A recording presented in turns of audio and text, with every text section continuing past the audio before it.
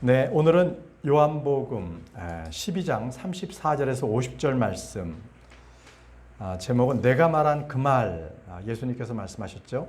내가 말한 그 말로 너희들이 심판을 받으리라. 자, 내가 말한 그 말에 대해서 우리가 공부하겠습니다. 자, 그러면 요한복음 12장 34절에서 35절 말씀을 제가 읽도록 하겠습니다.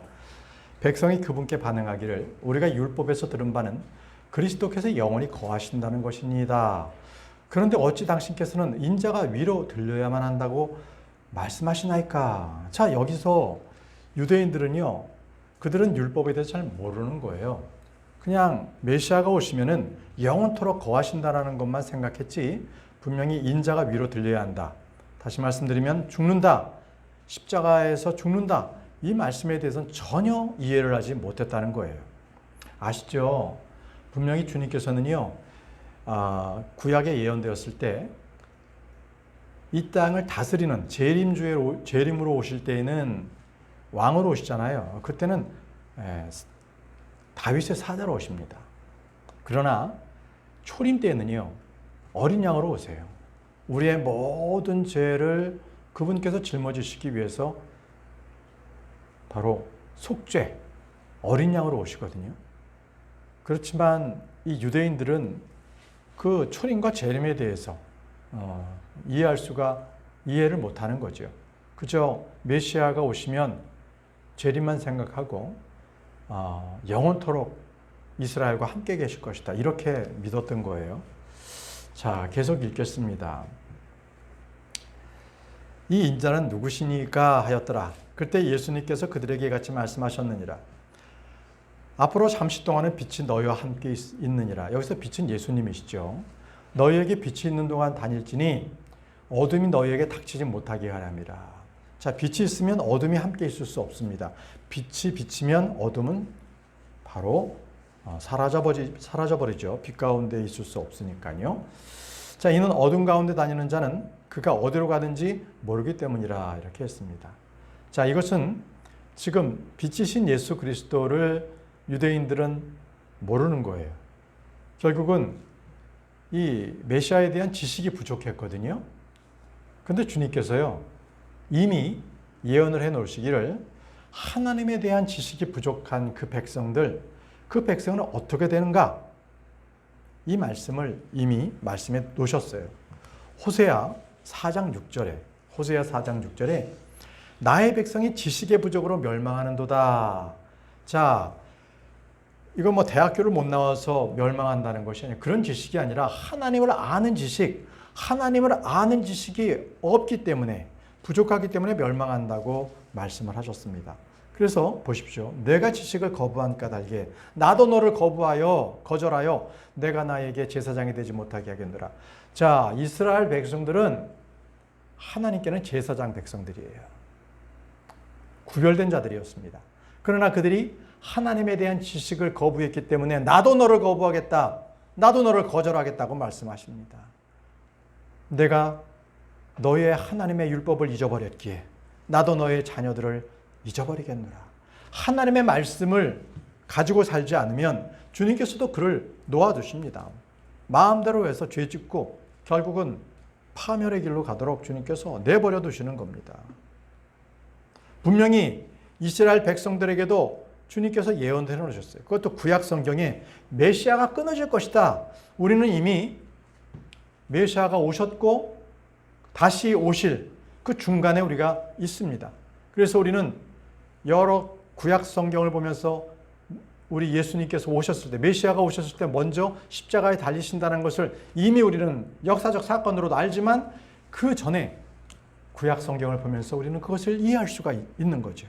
얼마나 감사한지 모릅니다.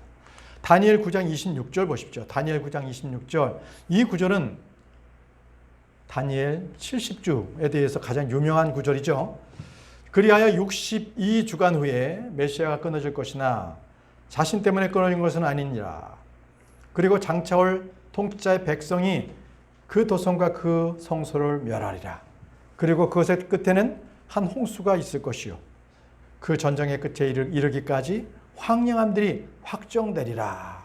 이제 주님께서는요, 예수 그리스도께서 이 땅 가운데 오셨을 때 이제 다니엘의 70주간 중에서 69주간이 지난 겁니다. 딱 69주간이 됐을 때 바로 예수 그리스도께서 십자가에 달리신 거예요. 그때가 메시아가 끊어질 때입니다. 주님께서는 자신 때문에 죽은 것이 아니라 바로 저와 여러분들을 위해서 죽으신 거예요.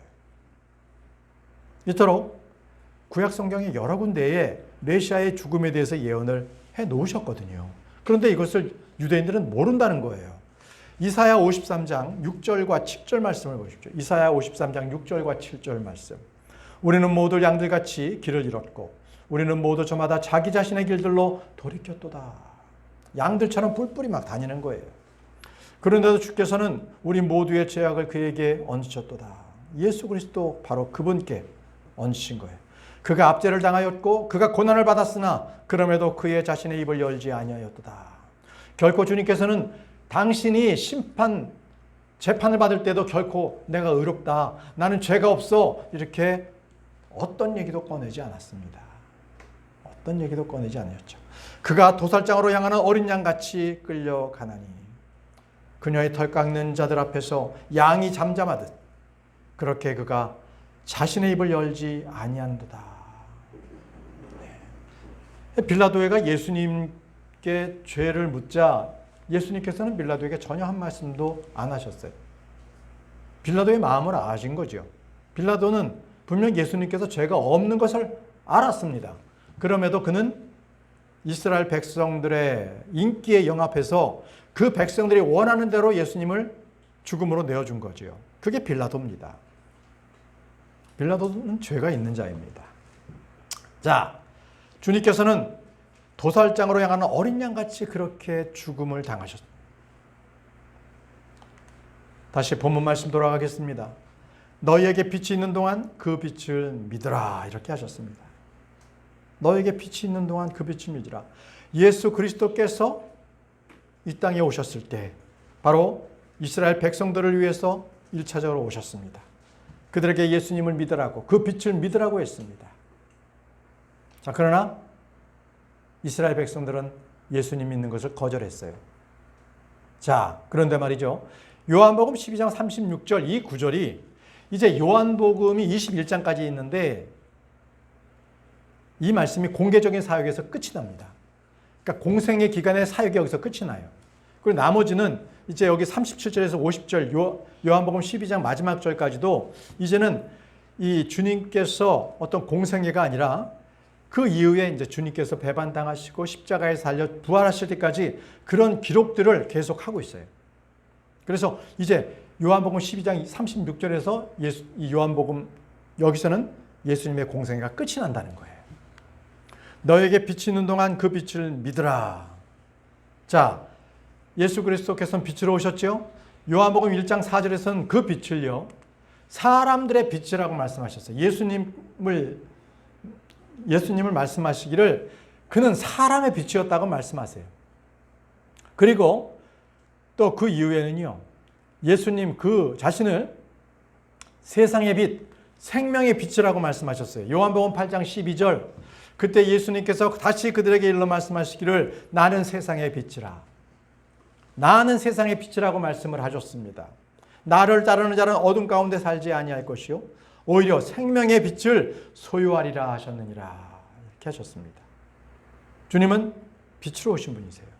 영원한 생명을 주시고요. 세상의 빛이시고요. 그리고 사람들의 빛이셨습니다. 또 요한복음 9장 5절에도요. 주님께서는 내가 세상에 있는 동안 나는 세상의 빛이다. 빛이라고 분명히 말씀을 하셨습니다. 근데 이 빛이라는 것은요. 태양빛이 아니에요.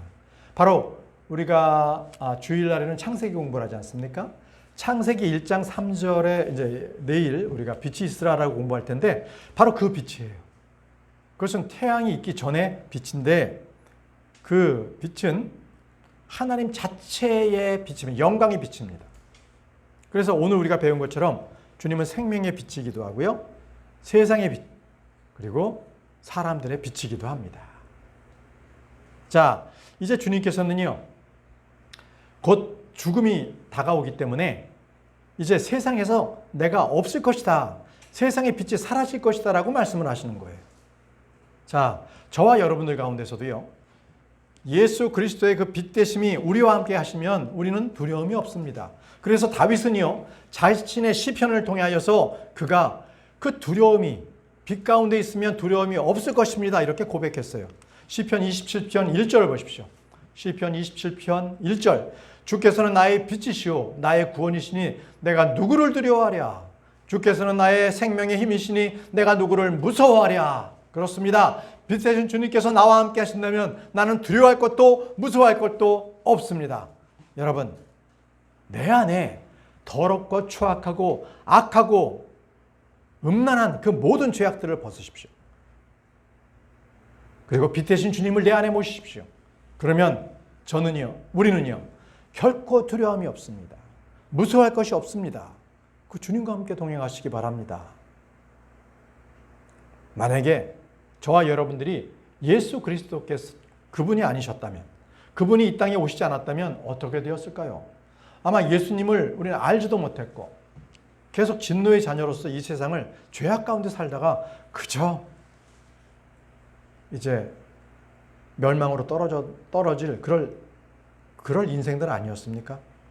근데 너무나 감사하게도 주님께서 우리를 위해서 오셨어요. 그리고 우리의 모든 죄들을 우리 예수님께서 다 십자가에서 감당해 주셨어요. 우리는 그분만을 믿음으로 내 안에 있는 이 죄악들이 깨끗하게 용서가 되었습니다. 우리는 더 이상 죄악의 종로로 타지 않아도 됩니다. 비참하게 생활하지 않아도 됩니다. 그래서 주님께서 말씀하시잖아요. 너희가 이제 십자가에서 죽은 것으로 여기라, 간주하라. 그것이 믿음이에요. 아직도 육신이 살아서 모든 걱정과 근심 가운데 있다면 예수님께 모든 걸 맡기세요. 맡기세요. 그럴 때 주님께서 그 짐을 다 해결해 주십니다. 자, 다시 본문으로 돌아가겠습니다. 이제 요한복음 12장 37절에 39절입니다. 그러나 비록 그분께서 그들 앞에서 그렇게 많은 기적들을 행하셨음에도 여전히 그분을 믿지 아니하였더라. 자, 믿지 않기로 작정을 하면 어떠한 많은 기적을 예수님께서 베풀어 주셨는데도 불구하고 그들은 믿지 않습니다. 자, 이것은 꼭 이사야 예언자가 그렇게 예언한 말과 똑같죠. 이는 예언자 이사야가 말한 것이 성취되게 하려 함이니 그가 이르기를 주여 우리가 전한 것을 누가 믿었나이까. 그리고 누구에게 주의 팔이 드러났나이까 하였더라. 그러므로 그들은 믿을 수 없었으니 이사야가 다시 이같이 말한 까닭이라 라고 했습니다. 바로 이사야는 주여 우리가 전한 것을 누가 믿었나이까. 그리고 누구에게 주의 팔이 드러났나이까. 바로 이렇게 그는 이사야를 통해서 하나님의 말씀을 믿지 않는 자들, 그리고 주의 팔이 그들에게는 능력으로 나타나지 않는 그 믿지 않는 자들을 이미 말씀하신 거예요. 그래서 예수님께서 이사야의 말씀이 성취되는 바로 그 장면을 말씀하신 겁니다. 이제 이 37절부터 끝에 50절까지 요한복음 12장은 이제 공생의 기간이 끝이 나고 이제는 그동안의 모든 행적들, 이것을 간략하게 소개를 하고 마무리를 합니다. 이사야가 미리 예언했던 우리가 전한 것을 누가 믿었나이까. 이 말씀은 이사야 53장 1절에 나오는 말씀입니다. 우리가 전한 것을 누가 믿었느냐, 그리고 누구에게 주의 팔이 나타났느냐, 이것을 바로 요한복음에서는 인용을 한 겁니다. 이사야 53장 1절. 이는 예수님께서 이 땅에 초림하실 때에 이스라엘로부터 어떠한 대접, 어떠한 영접을 받을 것인가를 아주 생생하게 예언해 둔 말씀이세요. 보세요. 이사야가 그 이후에 이후 구절에 분명하게 어떻게 예수님께서 당하실 고초를 예언해 놓았습니다. 이사야 53장 3절과 4절 말씀. 그는 사람들에게 멸시받고 거절당하는도다. 자, 이스라엘 사람들에게 멸시받고 거절당하는 것 그대로 예언해 놨고요. 또한 슬픔의 사람이요 비통함에 익숙해진 사람이로다. 그런즉 우리는 그로부터 피하려는 것처럼 우리 얼굴을 숨겼도다. 예수님을 바라보고 메시아가 오셨음을 기뻐하는 것이 아니라 도리어 나의 얼굴을 다른 데로 돌려서 예수님을 보지 않는 거예요. 하나님이신 메시아가 오셨지만 정작 마음에는 그를 믿는 마음 없었습니다. 도리어 그를 멸시받았고 우리는 그를 존중하지도 아니하였도다. 확실히 그는 우리의 비통함들을 담당하셨고 우리의 슬픔들을 짊어지셨도다. 그럼에도 우리는 그가 매맞고 하나님께 맞아 고난을 받는다고 여겼도다. 도리어 예수 그리스도께서 우리의 고통을 담당하시고 슬픔을 담당하시고 채찍에 맞아 살이 찢겨지는 그러한 모습을 보았을 때 도리어 조롱하는 거죠.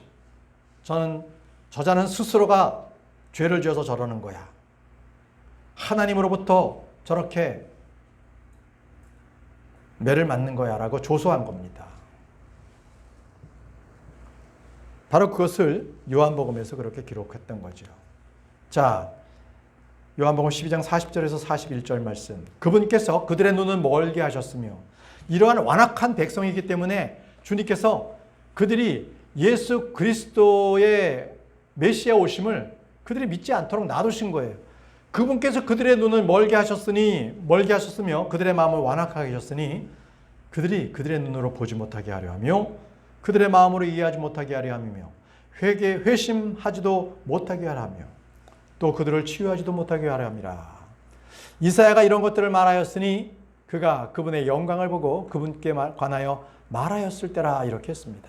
이사야는 이미 예수 그리스도께서 이 땅에 어린 양으로 오실 것을 알고 그때 다시 오실 때 이스라엘 백성들이 메시아를 어떻게 받아들일 것인지 어떻게 멸시할 것인지를 낱낱이 다 예언을 했던 것입니다. 그래서 다윗은요, 이스라엘 백성들처럼 그들의 눈이 멀어진 그런 상태에서 자신은 그 눈이 주님으로부터 밝혀지기를 그렇게 기도했습니다. 시편 13편 3절 말씀에 오 주 나의 하나님이여 저를 유념하여 주시고 저의 말을 들어주셔서 제가 죽음의 잠을 자지 않도록 저의 두 눈을 밝히소서. 이렇게 하면서 하나님 아버지께서 다윗 자신을 두 눈을 뜨게 해달라고 밝혀달라고 그렇게 기도했습니다. 저와 여러분들도 이런 기도가 필요합니다. 우리가 성경을 읽을 때 하나님의 말씀에 대한 조명의 계시를 우리가 빛 가운데 드러나게 도와주옵소서. 그 말씀을 우리가 깨달을 수 있도록 명철을 더해 주옵소서. 이렇게 기도하십시오.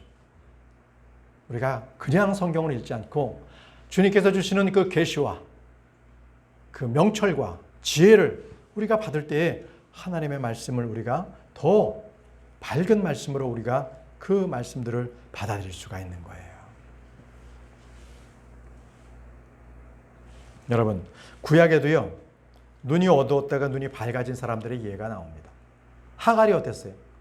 하갈이 결국은 사라로부터 쫓겨나가지고 광야로 갔을 때 먹을 물이 없었지만 그때 천사가 그의 눈을 열어줬을 때 우물을 발견했죠. 그리고 발람은 어땠어요?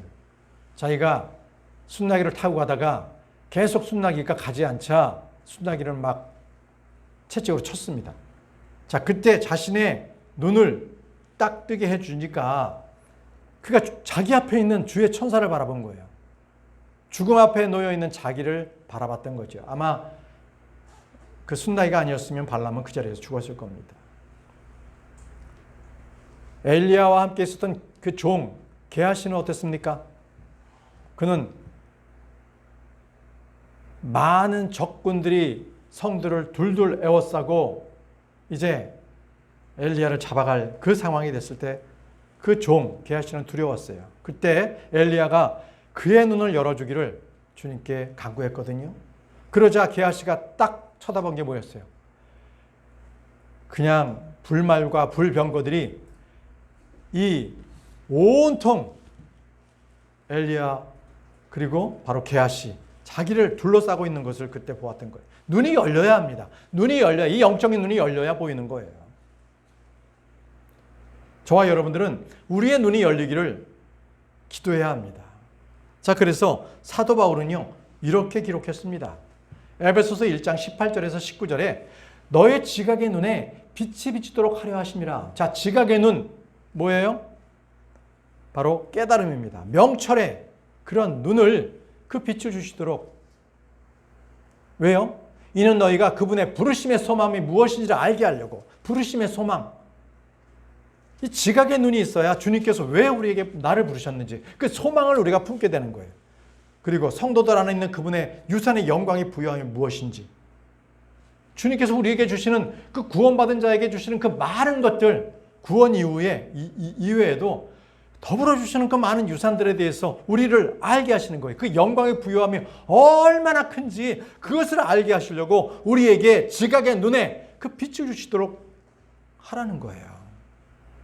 그리고 또 그분의 막강한 권능의 역사하심대로 믿는 우리를 향한 그분의 권능의 지극히 위대하심이 무엇인지 알게 하려 합니다. 하나님 아버지의 그 권능이 믿는 자에게 임하는데, 그것은 믿는 자가 바로 그 눈에 그 빛을 바라보았을 때, 그것을 바라봤을 때, 지각의 눈이 열렸을 때 하나님 아버지의 그 위대하신 권능을 맛볼 수가 있는 거예요. 그렇지 않고 맨날 어두운 눈으로 구원은 받았지만 세상 걱정에 그냥 살아가면 그렇게 주님께서 우리에게 주신 그 자유와 권능과 소망과 그 영광의 부요함을 누리지 못하고 그냥 남아있는 세월을 걱정 속에 사는 거예요. 믿어도 똑같아. 자, 그래서는 안 됩니다. 그래서는 안 돼요. 왜 믿는 자가 기쁨이 넘칩니까? 세상에 의해서 기쁜 게 아니라 바로 주님께서 주시는 그 빛된 조명이 기뻐서, 나와 함께 하시는 그 주님께서 나와 동행하심이 감사해서, 그래서 기뻐하는 겁니다. 자, 본문 말씀 돌아가겠습니다. 42절에서 43절 말씀. 그럼에도 불구하고 최고 치리자들 사이에서도 많은 이들이 그분을 믿었더라. 자, 최고 치리자들, 그 종파에 있는 지도자들도 예수님을 믿었어요. 그러나 바리새파 사람들 때문에 그들은 그분을 시인하지 못하였으니 자신들이 회당에서 출애되지 않으려 함이었더라. 자, 그 당시에 회당에서 출애가 되면 그 사회에서는 완전히 매장입니다. 살 수가 없어요. 그러니까 바리새파 사람들이 무서워서 예수님을 믿는다는 것을 입 껌뻑을 못하는 거예요. 그냥 조용히 그냥 마음에만 쌓아놓고 있는 것이죠. 자, 그 사람들의 그 마음이 어땠는지 보십시오. 이는 그들이 사람들의 찬사를 하나님의 찬사보다 더 사랑하였기 때문이라. 뭐예요? 사람들이 자기들을 최고 치리자로서 대우해 주는 것이 너무나 기뻤어요. 그 영예를 놓치고 싶지 않았어요. 예수님을 믿으면 그걸 다 놓치거든요. 다 잃어버리거든요. 그러니까 예수님을 믿지만 결코 입 밖으로 낼 수 없는 이유는 사람들의 찬사가 너무 좋았어. 그래서 하나님의 영광과 하나님의 찬사보다는 사람들로부터 받는 그 칭송이 너무나 좋았던 거예요. 네. 그게 바로 믿지 않는 유대인들 속에서 믿는 자들이 행했던 겁니다. 그래서 중요한 것은요, 마음에만 믿으면 되지 뭐 이거 아닙니다. 결코 그렇지 않아요. 입으로 고백해야 합니다. 시인하는 것 더 중요합니다.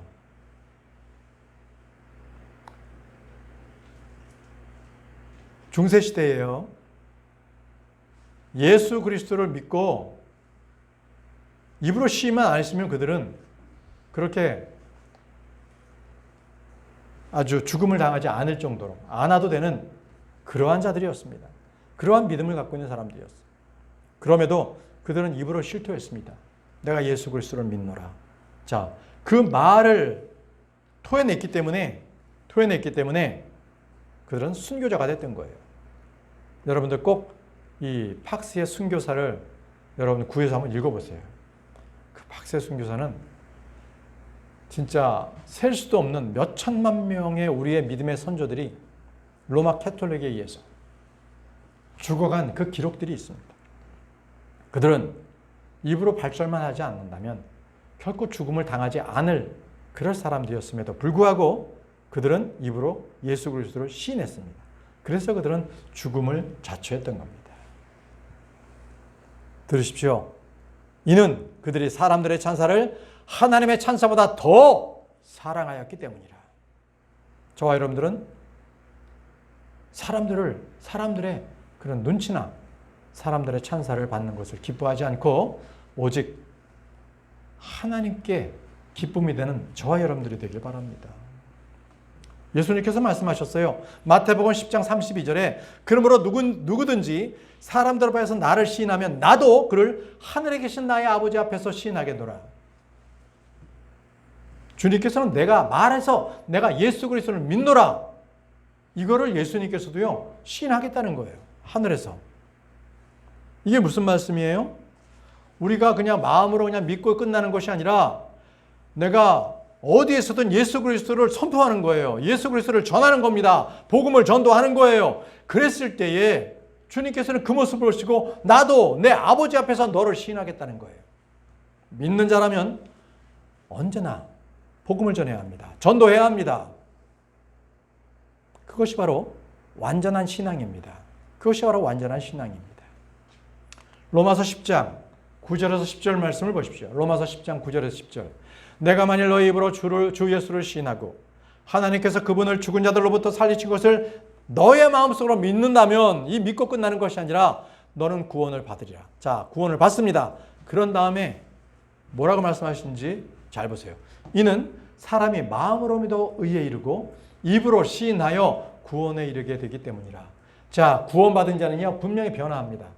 그의 입술 가운데서 말이 예수 그리스도를 전할 수밖에 없습니다. 전하지 않고 자기 마음속에 그냥 꼭 가지고 있고 그저 행실로서 보이면 되지 뭐. 거짓입니다. 그 말에 속지 마십시오. 진정으로 거듭난 자는 자기 입으로 예수 그리스도를 시인하고 사람들에게 복음을 전합니다. 그럴 수밖에 없어요. 내가 그 구원의 기쁨이 너무나 큰데 그걸 어떻게 내 마음속에 꼭꼭 숨겨놓고 있겠습니까? 주님을 시인하십시오. 그것이 바로 전도입니다. 주님을 시인하고 인정할 때 나의 믿음에도 효과가 갑니다. 왠지 아세요? 내가 복음을 전해봐야 성경 말씀을 읽고 그 성경 말씀이 바로 내 것이 되는 거예요. 사람들에게 질문을 받지 않겠습니까? 그러면 내가 더 공부를 하게 되는 거예요. 그렇게 내 믿음이 더욱더 효과가 있게 되는 거죠. 네. 빌레몬서 1장 6절에 이는 그리스도 예수 안에서 너희 안에 있는 모든 선한 것마다 인정함으로써라고 했어요. 예수 그리스도를 인정하는 것, 시인하는 것, 이름으로 해서 너희 믿음에 관해 나누는 일에 효과 있게 하려 함이라. 자, 믿음과 관련이 있는 거예요. 내가 예수 그리스도를 시인하고 예수 그리스도를 인정하면 나의 믿음과 관련돼요. 내 믿음이 효과 있게 자란다는 겁니다. 여러분들은 예수 그리스도 안에 있으십니까? 그럼 예수 그리스도를 시인하십시오. 예수 그리스도를 인정하십시오. 예수 그리스도를 전하십시오. 그랬을 때 여러분의 믿음이 커집니다. 성장합니다. 효과가 있습니다. 그랬을 때 내가 주님을 시인했을 때 주님께서 내 안에 거하십니다. 나도 주님 안에 거한다는 겁니다. 그 관계예요. 내가 예수님을 시인해야 주님께서 내 안에 와 계신다는 거예요. 요한일서 4장 15절 말씀을 보십시오. 요한일서 4장 15절. 누구든지 예수님께서 하나님의 아들이신 것을 시인하는 자, 믿는 자가 아니라 시인하는 자입니다. 이제 믿고 시인하는 거죠. 하나님께서 그 안에 거하시며 그도 하나님 안에 거하느니라. 예수 그리스도를 시인하십시오. 그분께서 구원자시요 나의 주인 되심이며 하나님이시는 것을 시인하십시오. 그럴 때에 나의 안에 하나님 아버지께서도 내 안에 계시는 거예요. 예수님께서 내 안에 거하시는 것이죠. 성령께서 내 안에 거하시고 삼위일체 하나님께서 내 안에 거하시는 거예요. 시인하는 자, 그렇게 중요합니다. 마음속에만 갖고 있는 것이 아니라 바로 그것을 사람들에게 시인하는 자, 이것을 주님께서 주의 깊게 보고 계십니다. 본문 말씀 읽겠습니다. 44절 그리고 46절까지 예수님께서 이같이 외치어 말씀하셨느니라. 나를 믿는 자는 나를 믿는 것이 아니요 다만 나를 보내신 분을 믿는 것이라. 그리고 나를 보는 자는 나를 보내신 분을 보는 것이라. 나는 빛으로 세상 속으로 들어왔으니 누구든지 나를 믿는 자는 어둠 가운데 거하지 않게 하려 함이라 라고 하셨습니다. 자, 나는 빛으로 세상 속으로 왔으니 누구든지 나를 믿는 자는 어둠 가운데 거하지 않게 한다고 말씀하셨습니다. 자, 이 말씀은 여러 번 주님께서 반복해서 말씀하셨는데 그만큼 중요하다는 겁니다. 주님께서 계속적으로 반복하고 말씀하신 것들은 정말 진리 중에 진리이기에 우리가 그것을 잊지 않게 하시려고 여러 번 반복해서 말씀을 하십니다. 요한복음 8장 12절에 우리가 이미 배웠지만 그때 예수님께서 다시 그들에게 일러 말씀하시기를 나는 세상의 빛이라 나는 세상의 빛이라 나를 따르는 자는 어둠 가운데 살아가지 아니할 것이요 오히려 생명의 빛을 소유하리라 이렇게 말씀하셨습니다. 나는 세상의 빛이라. 그렇기 때문에 빛 대신 예수 그리스도를 믿는 자는 그런 사람은 어둠 가운데 거하지 않습니다. 빛이신 예수님께서 내 안에 계시는데 어떻게 죄된 일을 내가 행할 수가 있겠습니까? 예수님께서 빛 되셔서 나를 세상에 밝게 드러나게 하는데요. 그 한번 생각해 보세요. 내가 예수님을 믿지 않을 때에 죄 지었을 때는요, 세상 사람들이 어두워서 같이 어둠에 있어서 잘 몰라요. 그런데 내가 예수님을 믿고 난 이후에 내가 뭐 조그마한 죄라도 지으면 바로 내가 드러나는 거예요. 사람들이 다 봐. 내가 빛으로 드러나 있기 때문에 죄 지으면 안 돼요. 예전처럼 죄 지으면 안 됩니다. 그래서 이에 대해서 사도 바울이 이렇게 말했습니다. 골로새서 1장 12절에서 14절 말씀에 아버지께 감사를 드리라. 그분은 우리로 하여금 빛 가운데 있는 성도들의 유산의 동참자들이 되기에 알맞게 하셨느니라. 그분께서는 우리를 어둠의 권능으로부터 구해내셨으며 그분의 소중한 아들의 왕국으로 우리를 옮기셨느니라. 자, 우리는 예전에 어둠의 권능에 있었어요. 그래서 믿지 않는 자들과 같이 같은 그 어둠에 있었기 때문에 죄를 지어도요, 다 똑같이 도매금으로 그냥 가요. 그런데 이 빛된 자가 어둠에 있는 자들과 함께 지내잖아요. 그러면 바로 그것이 튀어나오고 어둠에 있는 자들이 죄를 지었을 때 그 무리 가운데 있으면 바로 예수 그리스도를 믿는 그 빛된 자는 드러나게 돼 있어요. 왜 내가 그 장소에 있어서 그들과 함께 있어서 죄를 지었느냐라는 거죠. 세상 사람들도 다 봐요. 그래서 죄 지으면 안 됩니다. 그래서 여러분, 이 빛이라는 것에 대해서 정리를 해보면요. 빛이다. 이것은 구원이라는 거예요. 생명이다라는 겁니다. 생명. 그리고 하늘 왕국. 하늘의 왕국이다. 하늘 왕국. 하늘에 있는 셋째 하늘에 있는 그 왕국을 의미하는 반면 어둠은요. 어둠. 죄입니다. 어둠은 죄예요. 죽음입니다. 지옥을 말합니다. 어둠은 그런 거예요. 어둠은 좋은 게 아니지 않습니까? 죄, 죽음, 지옥을 말하고 있습니다. 자, 47절에서 48절 말씀으로 넘어가겠습니다. 그런데 만일 어떤 사람이 나의 말들을 듣고 믿지 아니한다면 나는 그를 심판하지 아니하리라. 이는 내가 세상을 심판하러 온 것이 아니요 오직 세상을 구원하러 온 것이기 때문이라. 나를 거절하며 나의 말들을 받아들이지 아니하는 자에게는 그를 심판하는 이가 있느니라. 내가 말한 그 말, 바로 그 말이 마지막 날에 그를 심판하리라. 자, 예수님께서 이 땅에 오셨어요. 그래서 주님께서 분명히 그때는 내가 심판하러 온 것이 아니라는 거예요. 초림의 주님께서는 세상을 구원하러 오셨다고 말씀을 하고 계십니다. 그런데 사람들이 주님을 받아들이지 않았잖아요. 보세요. 요한복음 5장 43절. 내가 나의 아버지 이름으로 왔는데 너희는 나를 받아들이지 아니하는도다. 받아들이지 않았습니다. 예수님께서 오셨는데 사람들은 예수님을 받아들이지 않았죠. 그래서 어떻게 말씀하세요? 이제 내가 한 말, 그 말이 바로 마지막 날에 그들을 심판이라 했습니다. 자, 예수 그리스도를 믿지 않으면 나중에 이 백보자 심판에서 예수님께서 하신 그 말씀, 그 말이 그들을 심판하신다는 거예요. 그 말씀이. 그 말이 누구예요? 예수님 아니십니까? 그 말씀은 구약에서도 말씀하셨어요. 구약에서도 말씀하셨다는 거예요. 로마서 4장 3절. 로마서 4장 3절.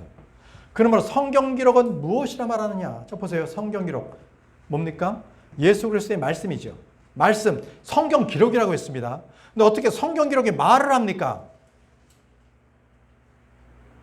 바로 성경에 기록된 이 글들 이거는 단순히 그냥 글로 문자로 끝나는 것이 아니라 예수 그리스도십니다. 그분이 말씀이시잖아요. 그러니까 성경 기록은 뭐라 말하느냐는 거예요. 말씀이 뭐라 하셨느냐라는 겁니다. 성경 기록은 뭐예요? 예수님이십니다. 성경 자체가 하나님의 말씀을 담고 있는 바로 그분이라는 거예요. 이뿐만이 아닙니다. 로마서 9장 17절. 이는 성경 기록이 파라오에게 말씀하시기를 했어요. 성경 기록이 말을 한다는 거예요. 누구에게? 구약 때에도 파라오에게 말했다는 거예요. 성경 기록이. 누가? 창세기 1장 3절에 빛이 있으라 하신 예수 그리스도, 바로 그분께서 그 이후에도 계속적으로 기록된 말씀을 통해서도 모든 사람들에게, 구약 성도들에게는, 구약 사람들에게나 바로 지금에 있는 우리들에게도 동일하게 성경 기록이 말씀을 하고 계십니다. 이 파라오는요, 지금으로부터 3,500년 전에 예언된 거예요. 그래서 바로 주님께서 모세에게요, 하나님의 말씀을 모세에게 준 것처럼, 그 입에 넣어준 것처럼 동일하게 한 예언자를 둬서 나의 말을 그의 입 안에 두겠다는 거예요. 말씀을 두겠다는 겁니다. 자, 신명기로 가보겠습니다. 신명기 18장 18절에서 19절 말씀입니다. 내가 그들의 형제들 가운데서 너와 같은 한 예언자를, 너는 누구예요? 모세입니다. 그들에게 이렇게 세우겠고 나의 말들을 그의 입 안에 두겠노라. 자, 모세는요, 거기에 이스라엘 백성들의 통치자도 됐지만 바로 제사장의 이름으로, 예언자의 이름으로서 바로 하나님의 말씀을 그들에게 전했지요. 그런데 주님께서 똑같이 말씀하셨어요. 앞으로 나의 말들을 너의 입 안에 있는 것처럼 동일하게 한 사람을 세워서 그에게도 나의 말들을 그의 입 안에 두겠다고 말씀하세요. 그분이 누구세요? 예수 그리스도십니다. 그렇기 때문에 주님께서 말씀하시는 거예요. 자, 갈라디아서 4장 30절 말씀도 보시죠. 그럼에도 불구하고 성경 기록이 뭐라 말씀하시느냐? 자, 이때 성경 기록은 뭡니까? 이때는 알레고리, 풍류로 말씀하셨는데요. 그 여자 노예와 그녀의 아들을 쫓아내라. 이건 누구예요? 하갈이었습니다. 하갈, 노예죠. 하갈을 얘기한 거예요. 그리고 그녀의 아들은요, 이스마엘이었습니다. 바로 속박의 자녀입니다. 자, 그런데 여기서 그 자유로운 여인의 아들과 함께 상속자가 되지 못한다라는 거죠. 자, 그럼 여기서 자유로운 여인은 누굽니까? 바로 사라입니다. 우리로 말한다면 새 예루살렘이에요. 새 예루살렘. 자, 그녀의 아들은 누구였습니까? 이삭이었습니다. 이삭. 그래서 이삭과 이스마엘은 공통된 상속을 받지 못한다는 거예요. 저와 여러분들은 바로 새 예루살렘, 새 어머니를 둔 우리는 그러한 상속자들입니다. 약속의 자녀입니다. 이것을 주님께서 말씀하시면서 성경 기록에 무엇라 말씀하시느냐, 이렇게 그 말씀을 하신 거예요. 말씀을 어떻게 하셨는지를 너희가 보라는 겁니다. 여러분, 주님께서 하신 말씀을 통해서 나중에 그 말씀을 듣지 않는 모든 자들은 이제 천년왕국 후에 흰 보좌 심판에서 심판받게 됩니다. 그 말씀으로 말이죠. 그래서 주님은요, 이렇게 말씀하세요. 모든 주님의, 하나님의 이름 위에 그분의 말씀이 있다는 것을 기록해 놓으셨어요. 하나님의 모든 이름 위에 하나님의 주권과 신성과 권위와 그 모든 것들 위에 바로 말씀이 계십니다. 보시죠. 자, 한 말씀만 더 보겠습니다. 디모데전서 5장 18절. 이는 성경 기록이 말하기를 너는 곡식 떠는 자의 소에게 입마개를 씌우지 말지니라. 이것은 소가 걱정돼서 한 말이 아니라고 하셨어요. 바로 수고하는 자가 자신의 삭슬 받는 것은 합당하니라. 복음 전하는 자가 복음으로 살게 하라는 겁니다. 자, 바로 성경 기록. 예수님께서 말씀하신 거예요. 자, 이제 시편 보겠습니다. 시편 138편 2절. 여기서는요, 하나님의 모든 이름들 위에도 그 위에 당신의 말씀이 있다는 거예요. 하나님의 이름 위에 최고로 위에 당신의 말씀이 있습니다. 시편 138편 2절을 제가 읽겠습니다. 저는 당신의 거룩한 전을 향하여 경배하고 당신의 인내하심과 당신의 진리로 인하여 당신의 이름을 찬송하겠나이다. 이는 당신께서 당신의 모든 이름 위에 당신의 말씀을 드높이셨기 때문입니다. 당신의 이름을 드높였다고 말씀하십니다. 이름 위에, 하나님의 이름 위에 말씀이 있는 거예요. 말씀이 있는 겁니다. 그만큼 하나님의 그 말씀이 권위가 있습니다. 능력이 있습니다. 저와 여러분들은 그 말씀에 의지하시기 바랍니다.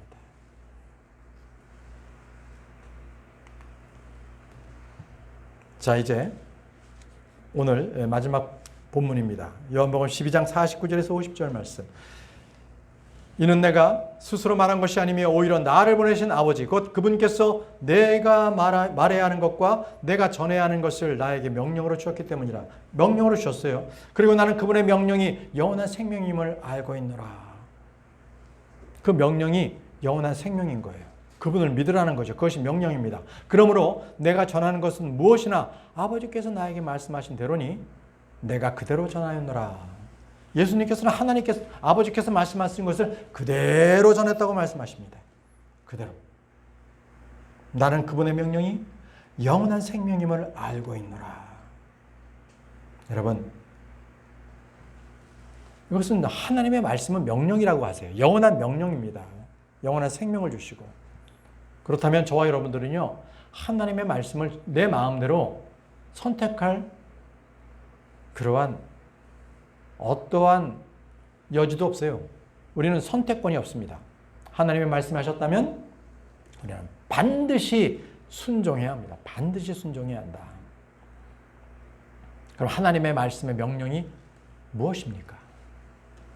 자, 마태복음 22장 37절에서 39절 말씀을 보고 마치겠습니다.